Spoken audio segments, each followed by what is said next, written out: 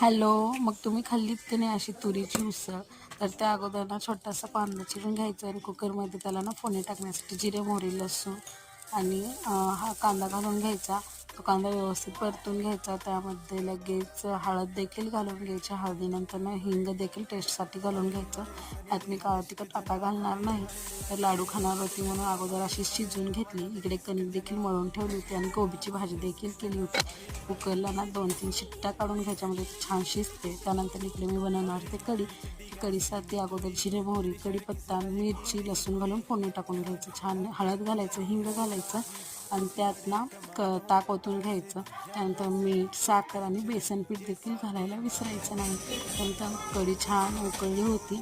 त्यानंतर उसळ जी बनली होती त्यात लाडूसाठी काढून घेतले आणि त्यानंतर त्यात ना काळं तिखट घालून छान असं शिजवून घेतलं. तुम्ही देखील नक्कीच एकदा ट्राय करून पहा. Bye bye.